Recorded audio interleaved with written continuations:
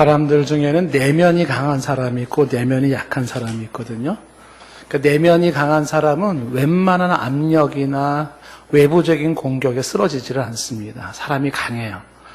그러나 내면이 약한 사람은 작은 외적인 압력이나 고난 앞에서도 쉽게 쓰러집니다. 강한 사람과 약한 사람의 차이는 내면이 강한 사람이냐, 내면이 약한 사람이냐, 그 차이에 달려 있는데, 이 사실을 이제 그 바다 속의 물고기로 비유로 설명한 사람이 있습니다. 고든 맥도날드라는 사람인데, 이 사람이 이제 내면 세계 질서와 영적 성장이라는 책을 썼는데, 한국이 한때는 히트를 쳤던 그 책이기도 합니다. 그분의 이 내면의 강함이 왜 중요하냐, 얼마나 중요한 거냐를 그 바닷속으로 이제 설명을 하는데, 그 바다에는 우리 지금 태평양 제일 깊은 바다가 건 11,000m 정도 된다 그러거든요. 그러니까 에베레스트 산이 뭐 한 8,000 몇백 미터라고 그러면은 에베레스트 산을 바닷속에 놓고도 위로 한 3,000m가 수심이 더 생기는 거예요. 그러니까 바다가 얼마나 깊은지 알만하겠죠. 근데 그 바닷속 깊이는 잠수함이 못 들어간답니다. 일정한 양으로. 뭐, 한때는 중국에서 뭐 5,000m까지 내려갔다는 얘기가 있었었는데, 그거 어마어마한 거죠. 근데 바닷속에 그 밑으로 쭉 내려가지 못하는 얘기가 수압을 견디지 못해서 그렇대요. 근데 수압이 이게 바닷속으로 내려가면 내려갈수록 그 수압이 어마어마하답니다. 제가 한번 잠시 이렇게 찾아봤더니 그 수압이라고 하는 게 1평방미터, 한 1,000m 정도 내려간다면 1평방미터당 8,000톤의 수압이 돼요. 8,000톤. 그래가지고 그 실험을 해봤는데 바닷속에다가 그 알루미늄 야구방망이 있잖아요. 딱딱한 거. 그거를 그냥 한 1,000m를 내려놨더니 그 방망이가 완전 쭈그러져 버리는 거예요. 그냥 찌그러지는 거예요. 그 수압에 의해서. 그게 이제 바다의 그 수압에, 그래서 이 잠수함이 그 수압을 이길 수 있는 잠수함을 못 만들어서 그 바닷속 저 깊은 곳에는 이제 내려갈 수가 없다고 하는 것입니다. 근데 영국에서 한번 실험을 하나를 한 게 뭐냐면 그 바닷속에다가 저 깊은 바닷속에는 도대체 뭐가 있을까 이렇게 궁금한 거죠. 그래가지고 아주 그 초강력 그 재질로다가 카메라를 만들어 가지고요. 그래서 이 바닷속에다가 그 카메라를 쫙 내려뜨렸답니다. 그래서 얼마까지 내렸냐면 7,500m로 카메라를 밑에다 내렸다. 바닷속에다가 7,500m. 뭐 7,500m 내렸다고 하더라도 아직도 그 밑에는 4,000m 정도가 되는 바다가 더 심연이 있는 건데 7,500m까지 내렸는데 거기서 카메라에 딱 잡힌 게 뭔지 아십니까? 7,500m 쫙 깊은 바닷속에 물고기가 헤엄치고 있더라는 거예요. 그래서 그 물고기가 이름이 이제 얘기하는 게 콘나 쿠쇼라고 이렇게 이름을 부르는데 영어로 스네일피쉬라고 이렇게 쓰고 있어요.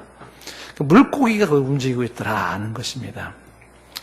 이 고든 맥도날드라는 사람이 이렇게 얘기를 하는 거죠. 도대체 그 웬만한 것은 강철도 다 찌그러지는 그 깊은 몇천 톤의, 몇만 톤의 그 수압이 있는 곳에 거기서 살고 있는 물고기는 그 표피가 대체 어떤 강철로 이루어진 것일까?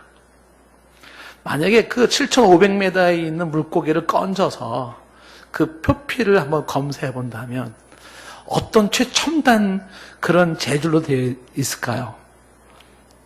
그 물고기는 면독 하나로 쓱 그으면 쓱 갈라지는 아주 약한 표피에 불과하죠. 근데 어떻게 7,500m 밑에 아래서 그 물고기는 그 수압을 견디며 살 수 있었을까? 그게 내면의 힘이라는 거예요. 그러니까 물고기는 그 깊은 물의 수압을 견딜 수 있는 자기의 내면의 저항 능력을 가지고 있었다는 것이죠. 사람을 무너뜨리는 것은 외부에서 주어지는 압력이 얼마나 크냐에 의해서 무너지는 게 아니라는 겁니다. 내면에 내가 저항할 수 있는 저항 능력이 어떠하냐에 따라서 그 압력 앞에 넘어지기도 하고 안 넘어지기도 한다는 거죠. 사람도 같은 원리라는 거예요. 진짜 중요한 거는 겉에 보여지고 있는 그런 외면이 아니라 그 속에 그 사람이 가지고 있는 내면이 얼마나 강하냐라고 하는 것이 관건이라는 것이 바로 고든 맥도날드의 이야기입니다. 그 내면 세계의 질서가 영적 성장과 상관성을 얘기를 하고 있는 거죠. 그래서 내면이 강한 것이 진짜 강한 것이다, 이렇게 이야기를 합니다. 오늘 이 이야기를 성경에서는 겉사람과 속사람이라는 것으로 설명을 하고 있습니다. 사람에게는 겉사람이 있고 속사람이 있다는 거죠. 이 겉사람과 속사람을 이야기하는 오늘 말씀에서 이게 뭘 얘기하는 건지, 그리고 내면이 뭔지, 그게 왜 중요한지, 이런 부분에 여러분 오늘 말씀에서 한번 잘 집중해서 들어보면 좋을 것 같습니다. 16절 말씀에 보니까 이렇게 되어 있죠. 그럼 우리가 낙심하지 아니하노니 우리의 겉사람은 낡아지나 우리의 속사람은 날로 새로워지는도다 라고 말하면서 겉사람을 말하고 있고 속사람을 말하고 있습니다. 이 겉사람은 문자적으로 겉에 있는 사람이고요, 속사람은 속에 있는 사람입니다. 다시 말하면 겉에 싸고 있는 사람과 속에 숨겨진 사람이 있는데, 그 겉사람이라고 하는 것은 우리의 육안으로 지금 옆에 앞에 사람 보이죠? 그렇게 육안으로 보여주는 외면의 나입니다. 그런데 속사람은 이 외면의 나 안에, 이 육체 안에 눈에 보이지 않는 또 하나의 내면의 나가 있다는 거죠. 그러니까 이 겉사람과 속사람이라고 하는 것으로 겉의 사람과 안의 사람이, 이게 인간이 가지고 있는 모습이라고 말하고 있는 것입니다. 그런데 이 겉사람이라고 하는 것은 외면에, 내가 눈으로 보여주는 외면의 내 겉사람은 낡아지는 거래요. 낡아지고 닳아지고 약해지고 없어지는 거예요. 그런데 그 내면의 속사람이라고 하는 또 하나의 나의 모습은, 이거는 날마다 새로워지는 것이라고 얘기를 합니다. 자, 이게 뭘 얘기하는 것이냐? 주목해 볼 필요가 있겠죠. 이 16절 시작이 이렇게 됐죠. 우리가 낙심하지 않는다라는 얘기를 합니다. 좀 전에 말한 것처럼 외부의 어떤 압력에 의해서 찌그러지지 않는다는 거예요. 우리가 낙심하지 않는다. 살아가면서 인생에, 그리고 어떤 사역을 감당할 때 낙심할 일이 많거든요. 그러니까 막 지치고 힘들고 그만두고 싶고 떠나고 싶고 그냥 다 때려치고 싶고 낙심될 일이 많아요. 그런데 낙심하지 않아요. 도대체 어떻게 이것이 가능하냐 하는 것입니다. 지금 외부에서 나를 막 누르는 압력이 있어가지고 나 이제 더 이상 못하겠어, 그만두겠어, 이렇게 되기 쉬운데 그거를 잘 버팅기는 그 낙심하지 않는 게 뭐냐? 결론적으로 얘기하면 내면의 힘 때문에 그런 거예요. 그러니까 이 4장 16절에 낙심하지 아니하고 요 이야기가 우리 앞에 했던 이야기들을 이어받은 이야기고, 요 같은 이야기가 다른 각도에서 4장 1절에서 얘기한 바가 있었거든요. 그 4장 1절에서는 낙심하지 않는 이유가 우리 직분 때문이라는 거예요. 직분. 이 직분이라는 게 바로 사람을 살리는 성령이 주신 생명의 직분, 복음의 직분이에요. 그 복음의 직분이 나로 낙심하지 않게 한다. 내가 무슨 일을 하고 있느냐 할 때, 내가 하고 있는 그 일의 직분이 성령이 주신 직분으로 감당할 때, 성령이 주시는 일, 영혼을 살리는 일을 할 때 거기서 그 직분이 나를 낙심하지 않게 한다, 이런 얘기를 하고 있고, 그 다음에 이제 우리가 지난주에 보았던 이야기가 뭐냐 하면 14절 말씀에서 말한 게 우리가 부활한다는 겁니다. 부활의 믿음이죠. 다시 산다는 이 부활의 믿음이 있기 때문에 어떻게 돼요? 우리가 내가 죽고 너는 사는 그러한 삶을 가능하게 했다는 거죠. 기꺼이 내가 죽을 수가 있어요. 내가 죽을 수 있다는 게 뭐냐면 죽음은 죽어도 내가 쉽게 포기하고 낙심하지 않는 거죠. 이게 어떻게 가능했냐면 14절 말씀에는 나는 죽어도 다시 산다는 믿음이 있다는 거예요. 죽어도 다시 살기 때문에 기꺼이 죽을 수가 있었고 희생할 수가 있었고 그런 모든 압박을 감당할 수가 있었어요. 죽어도 다시 살 수 있다는 그런 미래의 부활의 신앙이, 그리고 궁극적으로 내가 그날에 그 앞에 주님 앞에 서게 될 거라고 하는 이 믿음이 어떻게 해요? 낙심하지 않게 했습니다. 그리고 지난주에 보았던 우리 15절 말씀에서 보았던 것이 뭐냐면, 이런 삶이 많은 사람에게 이로움을 주기 때문에 많은 사람을 감사하게 하죠. 그리고 은혜가 넘치게 하죠. 그래서 이걸 통해서 하나님께 영광을 돌립니다. 이런 것들이 뭐예요? 오늘도 낙심하지 않게 만드는 거예요. 자, 무슨 얘기냐 하면 이게 다 뭐에 관련된 건지 보십시오. 지금 내가 가지고 있는 직분이 영혼을 살리는 직분이고 성령이 내게 주신 직분이고 복음의 직분이에요. 그리고 나는 죽어도 다시 살고 주님 앞에 선다로 하는 믿음을 가지고 있고, 그리고 내가 많은 사람들의 영혼을 살리고 사람들로 인한 감사와 은혜로 하나님께 영광을 돌리고, 이런 모든 게 다 뭐랑 관련된 거냐면 이 속사람과 관련되어 있는 거예요. 나의 속사람과 관련이 되어 있는 거죠. 자, 그러면 지금 이제 오늘 말씀, 이 16절 말씀에서 겉사람, 속사람을 얘기할 때 조금 더 한번 들여다보면 이 겉사람은 뭐고 속사람이 뭔지 이걸 한번 좀 생각해 볼 필요가 있습니다. 여러 가지 사람들의 해석이 있는데 그걸 다 거두절미하고요. 그냥 결론적으로 얘기할 때 겉사람이라는 건 육체예요, 육체. 그리고 속사람이라고 하는 것은 영혼입니다. 오늘 이 이야기를 여러분들이 잘 정립하실 필요가 있습니다. 사람은 겉사람과 속사람으로 구성되어 있거든요. 다시 말하면 육체와 영혼으로 구성되어 있다는 거. 이것이 사람의 모습인 것입니다. 그래서 이 겉사람이라고 하는 이 육체는 흙으로 만들어진 것으로서 그 유한한 모습이에요. 그래서 단지 이 세상에서만 그렇게 옷을 입고 살아가는 옷과 같은 게 육체인데 이 육신은 결국은 낡아지고 닳아져서 끝내는 썩어져서 흙으로 들어가 버리는 존재가 이 육신입니다. 그래서 이 육신은 외면의 나, 보이는 나, 겉사람의 나죠. 그런데 이게 나의 실체가 아니라고 하는 사실이에요. 그러면 이런 겉사람 말고 또 하나가 뭐냐면 속사람이 있는데, 속사람이 영혼이에요. 그 영혼이라고 하는 것은 영원히 없어지지 않는, 보이지 않는 무한한 실체입니다. 이것은 이 세상에서 뿐만 존재하는 게 아니라 이 세상을 끝난 이후에도 존재하고 있는 영혼의 실체라는 거죠.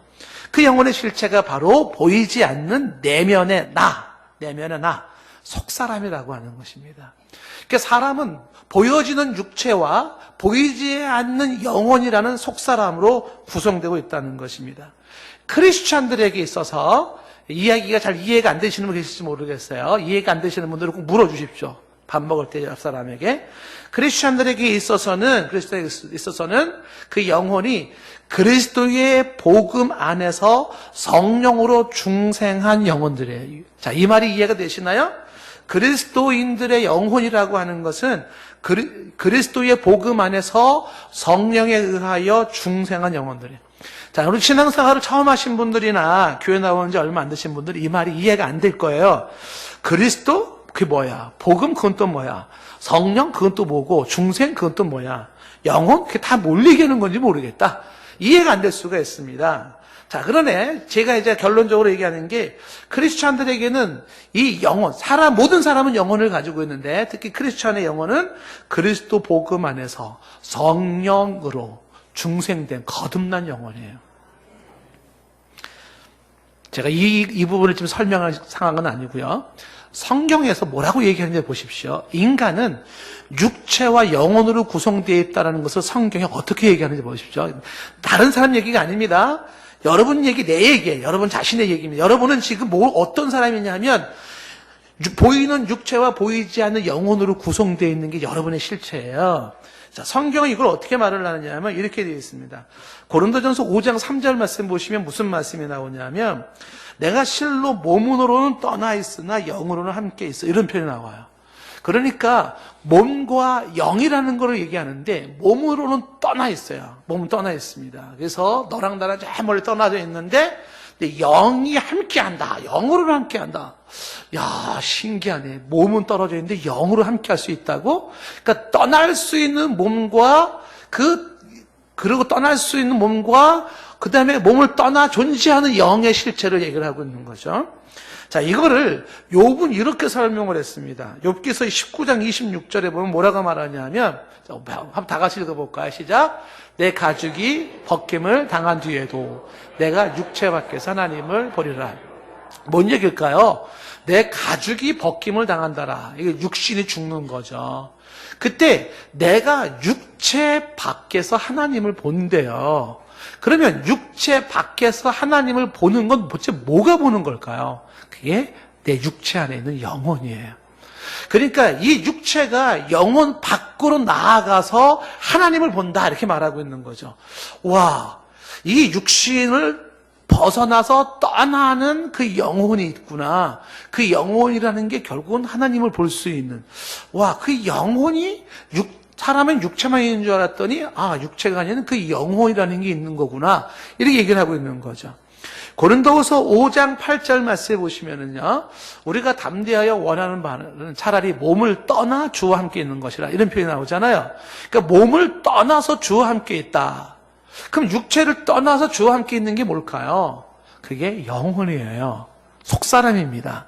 그러니까 몸을 떠나서 주와 함께 있는 이 영혼의 실존이 있다라는 걸 말을 하는 것이죠. 그래서 이어지는 9절 말씀에 우리는 할 때 우리의 영혼은 몸으로 있든지 떠나든지, 그러니까 이 영혼이라는 게 내 육체 안에 있든지 육체 밖에 있든지 이거예요.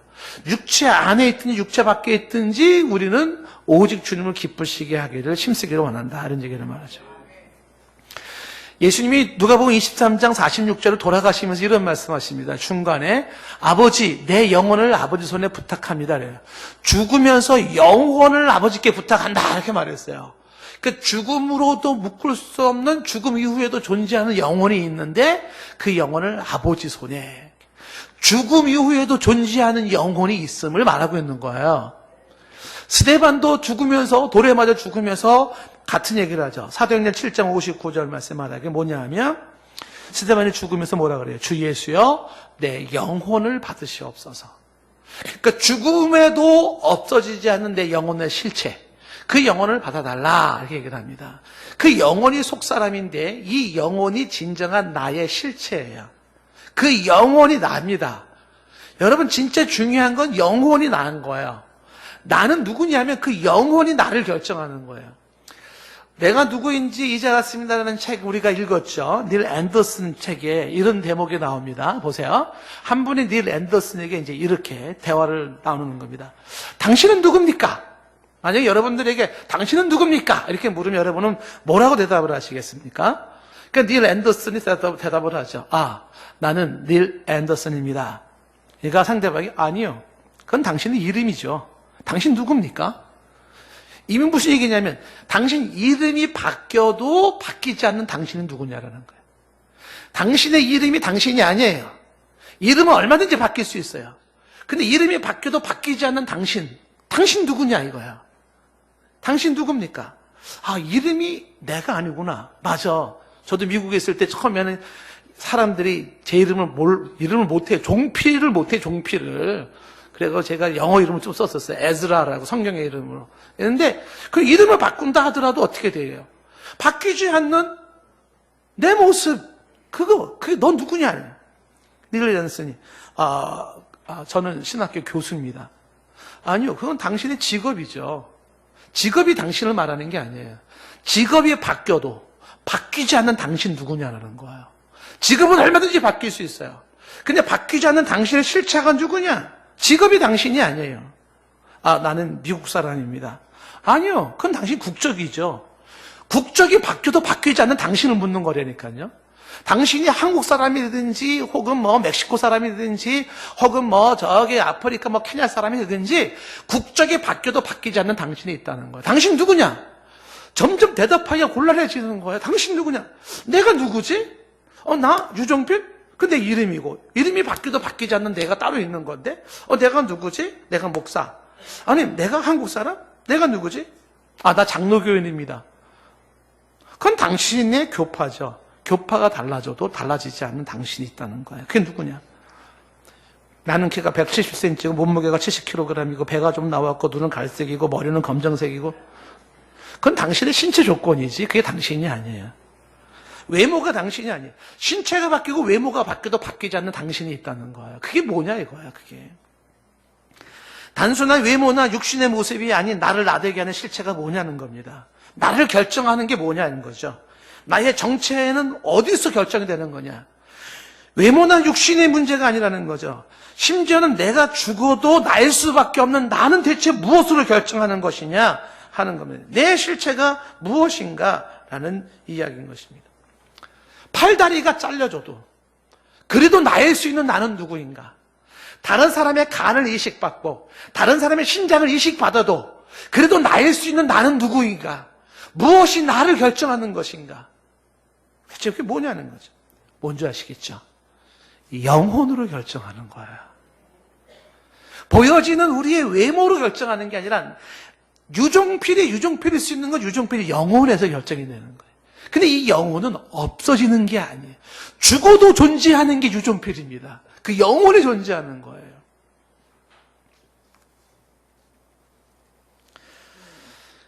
나의 실체는 내 영혼이 결정한다는 사실이죠. 그래서 사람은 영혼 상태가 그 사람의 상태를 그대로 대변하는 겁니다. 영혼이 불안한 사람이 삶이 불안한 거야. 영혼이 안정적인 사람이 삶이 안정적인 것이고요. 영혼이 행복한 사람이 삶이 행복한 거고, 영혼이 불행한 사람이 삶이 불행한 것이에요.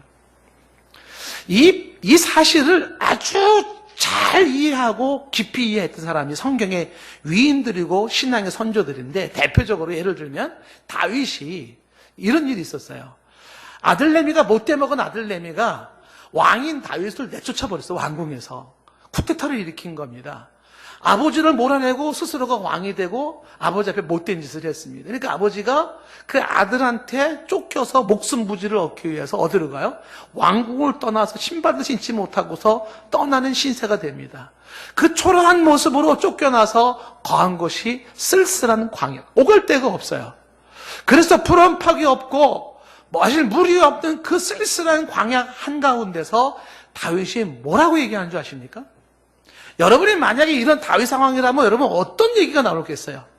다윗이 아들내미 이놈의 자식 만났게만 해봐라, 그냥 둬놔봐라, 이런 얘기하는 게 아니고요. 아이고 내가 어디서 살아야 되지, 뭘 먹어야 되지, 나 뭐 입어야 되지, 나 어디로 가야 되지, 이런 얘기하는 게 아니고요. 다윗이 그런 상황 속에 그런 광야 한복판에서 이렇게 얘기를 해요. 시편 63편 1절이에요. 뭐라고 말하냐면 이게 그 광야에서 그 상황에서 하는 말이에요. 하나님이여, 주는 나의 하나님이십니다. 내가 간절히 주를 찾되 어디서 찾아요? 물이 없어 마르고 황폐한 땅에서 내 영혼이 주를 갈망합니다. 여러분 이게 무슨 얘기입니까? 지금 다윗이 물이 없고 마르고 황폐한 땅에서 물을 찾는 게 아니고, 그리고 풍성한 곡식을 찾는 게 아니라 내 영혼이 주를 갈망해요. 여러분 아까 물고기 얘기에서 말한 것처럼 이 다윗이 왜 영혼의 주를 갈망하는지 이해가 되시나요? 감이 딱 오시나요? 무엇이 그 외부의 압력을 견디게 만들어요? 무엇이 나로 하여금 그 사방에서 몰려도는 그 7,000톤 혹은 수만 톤의 압력을 견디게 만들어요?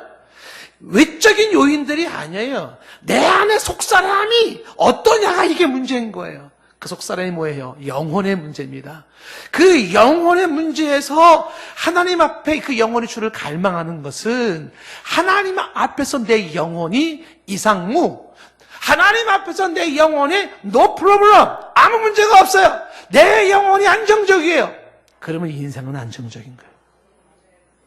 눈에 보이는 사건 현장의 문제가 아니라는 겁니다. 뭐가 문제냐면 내 영혼의 상태예요. 이걸 다윗이 알고 있는 거죠. 왜? 인간은 말이지 영혼을 가진 존재고 그 영혼이 나의 실체입니다. 그 보이지 않는 영혼의 실체가 중요하기 때문에 내 영혼이 하나님을 찾아 하나님이 주신 그 영혼으로 내 영혼이 충만해지고 내 영혼이 견고하게 서는 것이 제일 중요함을 아는 것입니다. 시편 62편 1절에서도 다윗은 말을 하죠. 나의 영혼이 잠잠히 하나님만 바라며. 왜 그 영혼은 하나님만 바랄까요? 그렇죠. 그 영혼의 출처는 하나님이고 하나님 안에서 그 영혼은 가장 안정을 찾을 수 있기 때문에 인생을 살아가면서 무엇이 중요한가라는 이야기를 할 때 다윗은 단연코 얘기를 하죠. 영혼의 문제라고, 영혼이라고. 왜? 그 영혼이 나의 실체고 그게 내 삶을 결정하는 것이기 때문입니다.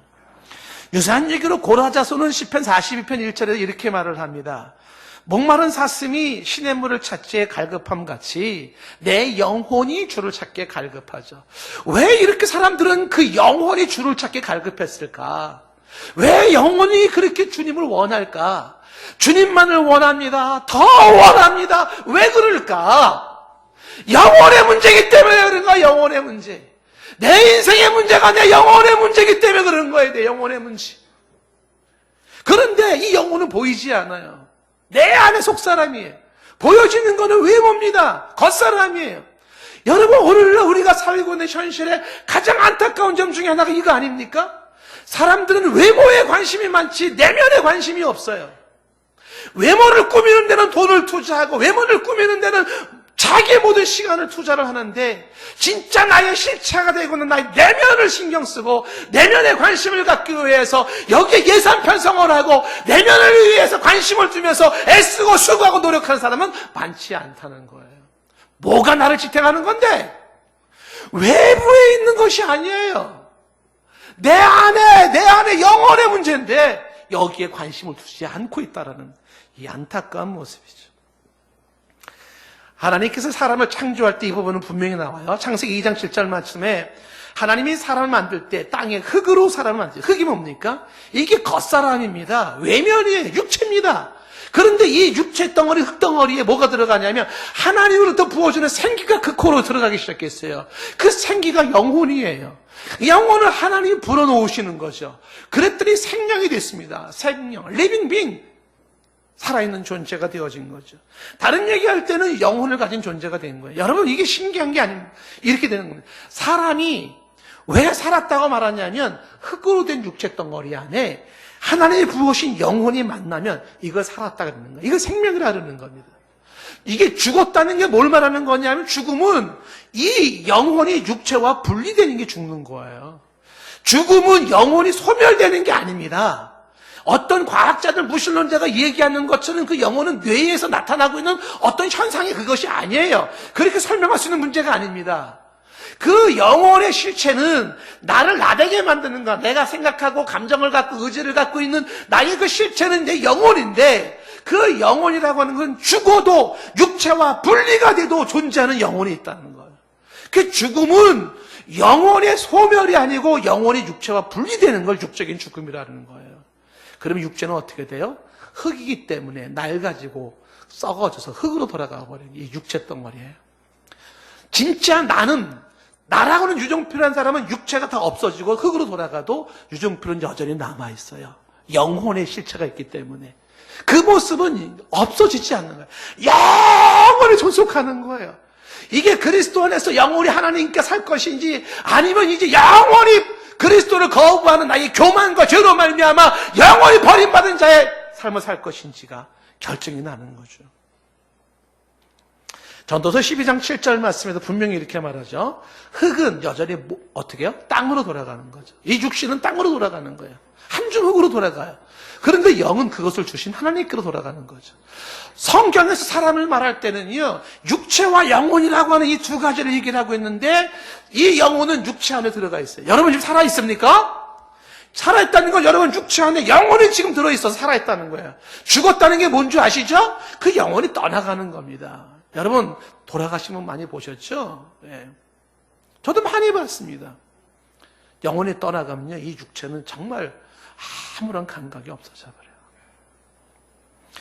여성분들한테는 조금 죄송할지 모르지만 아무리 찍어바르고 아무리 해도 다 썩어져 없어지는 것들.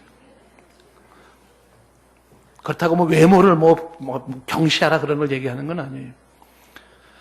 남는 건 뭐냐면 여러분의 영혼이 남는 거예요.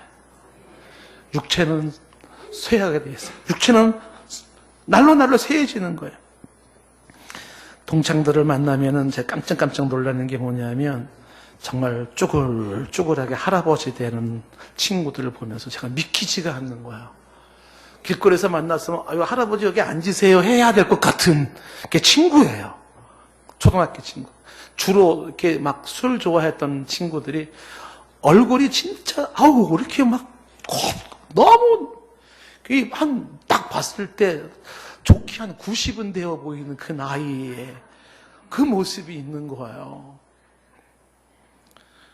겉사람이 낡아지죠. 쇠퇴해지죠. 질병에 의해서, 노쇠 현상에 의해서 없어지죠. 뭐 전 또 예외는 아니에요. 저도 저를 보면서 아이고 저도 이제 막 옛날 같지가 않은 겁니다. 그때 20대만 해도 팽팽한 피부를 가지고 날씬한 몸매를 가지고서 막 쌩쌩 날아다녔는데 지금은 원치 않는 부위가 나오기 시작하고 원치 않는 머리가 빠지기 시작하면서 얼굴에 뭐가 막 나면서 막. 근데 이건 하나도 이상하지는 않아요. 왜? 성경적이에요. 겉사람은 낡아지나. 그러니까 낡아지는 내 육체는 정상적인 거예요. 전도서 말씀처럼 여러분이 나이 들어서 낡아지는 육체? 그냥 하나도 이상하지 않는 정상이에요. 전도서 말했잖아요. 세월이 흐르면 어떻게 돼요? 눈이 침침해지고, 귀가 들리지 않고, 이빨이 시원치 않고. 그게 다 몸의 정상이 안 돼요. 기능들이. 아주 자연스러운 거예요. 하나도 이상하지 않습니다. 성경적으로 살자고요. 그러니까 낡아지는 게 육신이에요. 근데 이게 나의 실체는 아니라는 거죠. 날마다 새로워지는 속사람이 있다는 거예요. 그게 뭐냐면 바로 영혼이라고 하는 것입니다. 빅토르 휘고가 있죠. 빅토르 위고라고도 이제 우리가 프랑스 발음으로 발음을 하지 않습니까? 장발장으로 유명한 빅토르 위고가 이런 이야기하는 걸 들었습니다. 보았는데, 내 나이 80이 되고 죽음이 가까웠을 때 내 늙은 이 몸속에서 새 생명이 움터나는 것을 느끼면 이상한 일이 아닌가. 그러니까 빅토르 휘고는, 이 사람은 자기가 죽음이 막 가까웠는데 자기 늙은 몸속에서 뭔가 새 생명이 막 움트는 거를 느낄 때요. 속사람을 느끼는 거죠. 겉사람은 낡아지고 하는데 내 안에 새 생명이 싹 트는 그런 모습을 느꼈다라고 얘기를 해요. 어느 성경에서 근데 이 겉사람과 속사람의 관계를 아주 묘하게 설명을 하고 있습니다. 자, 여러분. 이 오늘 17절 말씀 넘어가기 전에 한번 열어보세요. 여러분은 속사람이 강건했으면 좋겠습니까? 비실비실했으면 좋겠습니까? 속사람이 아주 좀 좋았으면 좋겠습니까? 아니면 지질이 안 됐으면 좋겠습니까? 당연히 좋으면 좋죠. 그렇죠? 근데 이게 뭐랑 연관되는 줄 아세요? 오늘 보세요. 17절 말씀 보시면 이렇게 됐습니다. 우리가 잠시 받는 환난에 경한 것과 지극히 크고 영원한 영광에 중한 것을 우리에게 이루게 한다 그랬잖아요. 여기서 이 17절 말씀에서 수식어를 다 빼버리면 이렇게 되는 거예요. 뭐가 남는 거냐면 환난이 영광을 이룬다예요. 다른 거 수식어 다 빼면은 잠시 받는 환난이 경한 것, 환난이 지극히고 영원한 영광 그것을 이룬다. 환난이 뭘 만든다? 영광을 만든다. 무슨 얘기냐면 왜 겉사람이 내가 환난을 당해요? 겉사람이 그 겉사람이 환난을 당했더니 뭐가 반짝반짝 빛나요? 내 안에 속사람의 영광이 빛나기 시작해요. 외적인 환난이 내적인 영광을 만들어낸다는 거예요. 거꾸로 얘기하면 외적인 환난이 없으면 내적인 영광이 빛남이 없다는 얘기가 돼버려요. 여러분, 속사람이 강해지고 속사람에서 생기가 느껴지고 속사람에서 역동성이 느껴지고 속사람이 막 반짝반짝 빛나는 게 어디서 주어지는 거냐면 겉사람이 받는 환난에서 주어지는 거예요. 이게 크리스천의 삶에서 배워야 한다는 것이죠. 크리스천의 삶은 이 외적인 환난이 왜 주어져요? 복음을 위하여서, 그리스도를 위하여서, 하나님의 영광을 위하여서, 내 주변 사람들의 영혼을 살리는 일을 위하여서, 의의 길을 걸어가기 위해서 십자가의 길을 걸어가면서 어떻게 해요? 사방에서 우겨쌈을 당하고, 사방에서 핍박을 당하고, 사방에서 꼬꾸라팀을 당하는 일을 막 당하지 않습니까? 그러면 어떻게 돼요? 당연히 겉사람은 자꾸 더 힘들어지고, 망가지고, 깨지고, 찌그러지고, 볼품이 없어지는 거예요. 근데 이거는 잠시다! 잠시, 이건 가벼운 거다. 근데 이거 이면에 뭐가 있습니까? 그럴 때 내 영혼에 하나님의 영원한 영광이, 그 무거운 그 영광이 그게 자꾸 이루어진다는 겁니다. 이 원리가 있어서 낙심하지 않는다고 말을 하는 거야. 낙심하지 않는다. 성경에 이런 얘기가 종종 나옵니다. 로마서 5장 3절 말씀 보면은 일반인들은 이해가 안 될지 몰라요. 이뿐만 아니라 우리가 환난 중에도 즐거워한다. 아이고 돌아서 미쳤어. 무슨 환난 중에 즐거워해. 환난 중에 즐거워할 이유가 있죠.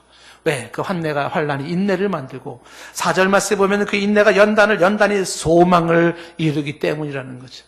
외적인 환난이 내 안에 찬란히 빛나는 영광의 그 소망을 만들기 때문이라는 거죠. 마태복음 5장 10절에도 예수님 말하기를 의를 위하여 핍박을 받는 자, 여러분 의를 위해 핍박을 받아보셨나요? 그런 사람은 복이 있다는 겁니다. 의를 위하여 핍박이 없는 자가 복이 있는 자가 아니라 의를 위하여 핍박을 받는 자가 복이 있다는 거예요. 왜? 천국은 그 사람 것이기 때문에 그래요. 이어지는 11절 말씀에 나로 말미암아 너희를 욕하고 박해하고 거짓으로 너희를 거슬러 모든 악한 말을 할 때 너희에게 복이 있나니 어떻게 12절 기뻐하고 즐거워하라. 하늘에서 너희 상이 큼이라. 너희 전에 있던 선지자들도 이같이 박해하였느니라. 겉사람이 욕을 먹고 겉사람이 박해를 당하고 겉사람이 거짓으로 거슬러서 악한 말을 들어요.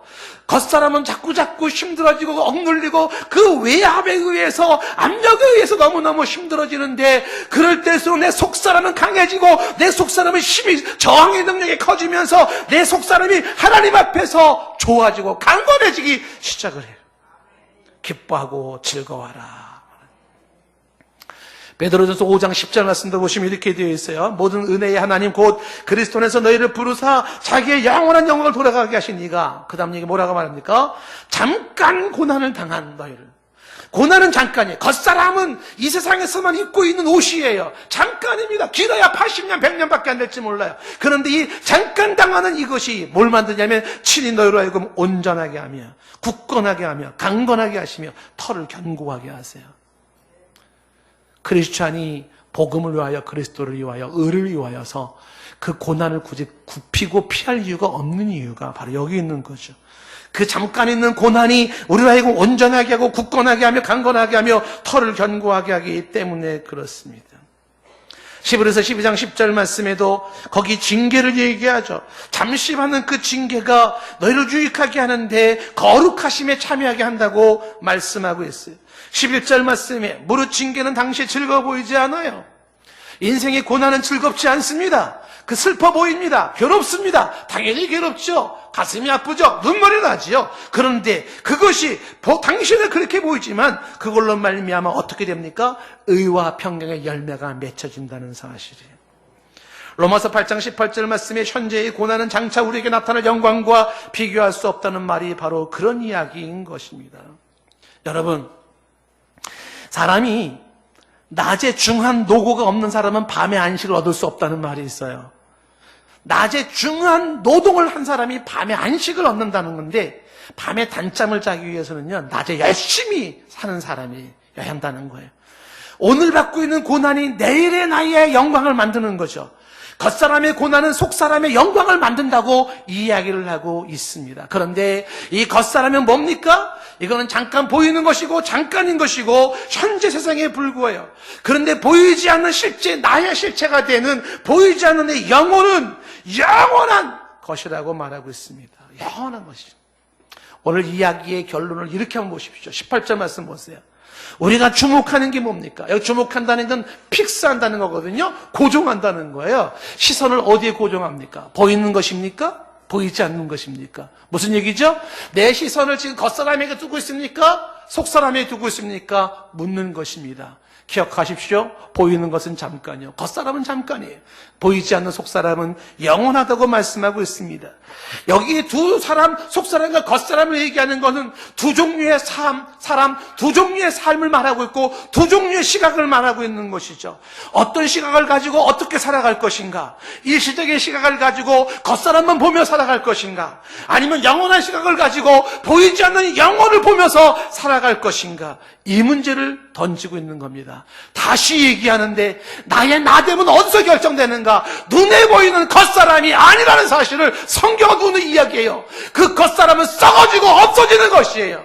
그러나 나의 실체, 보이지 않는 영원한 나의 존재는 영혼입니다. 영혼. 나의 시선은 어디에 두고 있는가? 나는 어떤 시각을 가지고 인생을 살아가고 있는가? 눈에 보이는 썩어지고 없어질 것을 바라보며 살아가고 있는가? 아니면 영원한 시각을 가지고 보이지 않는 나의 실체, 그것을 바라보며 살아가고 있는가? 훌륭한 믿음의 선조들은 무엇을 깨달았을까요? 그리고 어떤 시선을 가지고 인생을 살았을까요? 제가 시간이 없어서 많은 얘기를 하지 않지만은 지금 이야기는 금욕주의자들이 얘기하는 이원론적인 삶을 이야기하는 것이 아닙니다. 진정 영적인 삶을 살아가는 사람이 현실적인 삶에 성실한 삶을 사는 것이 두말할 필요가 없습니다. 그 부분은 설명하지 않더라도 오늘 이야기 속에서 강조하는 것은 겉사람과 속사람의 이 이야기를 강조하고 있어요. 육체의 삶과 영혼의 삶인데 나의 실제 나의 나됨은 영혼의 문제라는 것입니다. 로마의 스토아 철학자 네로의 스승이라고 하는 세네카는 정원에다가 이 팻말을 꽂아 놓았대요. 보이지 않는 것은 속이지 않는다. 보이는 것은 속여요. 근데 보이지 않는 건 속이지 않는다고 말을 하고 있습니다. 진짜 중요한 게 뭘까? 보이지 않는 영원한 실체인데 속사람의 문제라고 하는 것입니다. 겉사람 육체가 아닌 속사람 영혼의 문제, 잠시 있다가 썩어지고 없어질 것이 아니라 썩지 아니하고 불타지 아니할 영원한 내 영혼의 문제가 중요하다고 말씀하고 있습니다. 우리는 지난번에 질그릇에 담긴 보화 얘기를 했지요. 고린도서 4장 7절 말씀이 이런 얘기를 기억할 것입니다. 우리가 이 보배를 질그릇에 가지고 있다고 말했지요. 힘이 큰 능력은 어디에 있습니까? 이 질그릇 자체에 있지 않습니다. 질그릇에 담겨 있는 하나님 그리스도에게 그 힘이 능력이 있습니다. 똑같은 원리입니다. 인생의 힘은 겉사람에게 있는 게 아니에요. 속사람에게 있는 것입니다. 내 겉사람이 어떠하냐가 아니라 나의 속사람이 어떠하냐가 묻는 거죠. 여러분 스스로가 내 영혼에게 스스로 자신의 영혼에게 질문하십시오. 내 영혼아 안녕한가? 내 영혼에게 물으세요. 내 영혼아 잘 있어? 잘 있는 거야? 문제가 없는 거야? 물으셔야 돼요. 왜? 그것이 내 인생을 결정하고 그게 진짜 내 모습이기 때문에 그렇습니다. 어디에 시선을 두고 살아갈 것인가? 무엇이 중요한 것인가? 오늘 이야기를 하고 있습니다. 질그릇 속에 있는 보배가 진정 강한 힘을 주듯이 내 인생의 강한 힘은 겉사람이 아닌 속사람에서 나온다는 사실입니다. 겉사람은 날마다 낡아지지만 환난과 핍박 속에 고생 속에 나아간다 할지라도 내 영혼만큼은 내 속사람만큼은 오늘 말씀처럼 날마다 새로워지는 축복의 길을 원합니다. 이 말씀 생각하시면서 찬양합시다.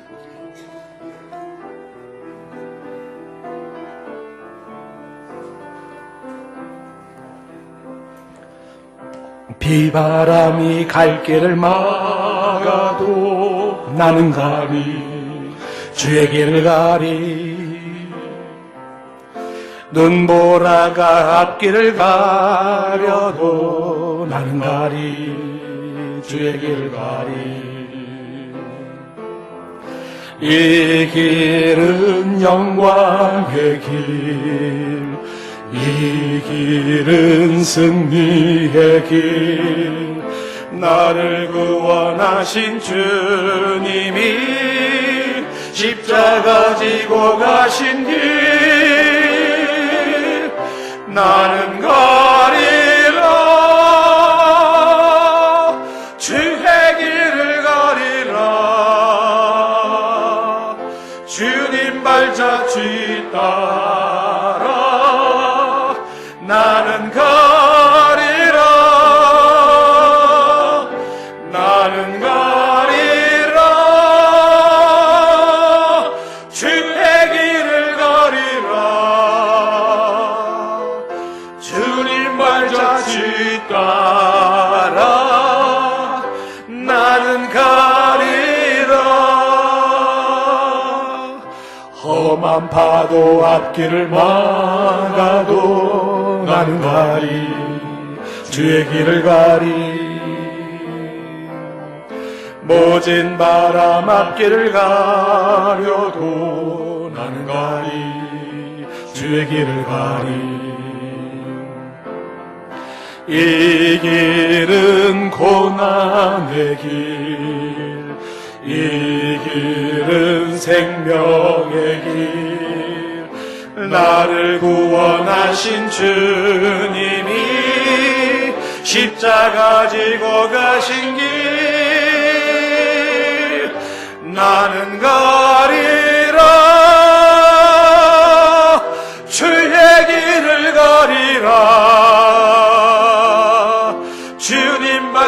발자취 따라 나는 가리라. 나는 가리라. 주의 길을 가리라. 주님 발자취 따라 나는 가리라. 나는 가리라. 나는 가리라. 주의 길을 가리라. 주님 발자취 따라 나는 가리라. 나는 가리라. 주의 길을 가리라. 주님 발자취 따라 나는 가리라. 기도하겠습니다. 그럼 우리가 낙심하지 아니하노니 우리의 겉사람은 낡아지나 우리의 속사람은 날로 새로워지도다. 우리가 잠시 받는 환난에 경한 것이 지극히 크고 영원한 영광에 중한 것을 우리에게 이루게 함이니 우리가 주목하는 것은 보이는 것이 아니요 보이지 않는 것이니 보이는 것은 잠깐이요 보이지 않는 것은 영원함이라. 이것이 우리의 고백입니다. 예수님의 이름으로 기도드리옵나이다. 아멘.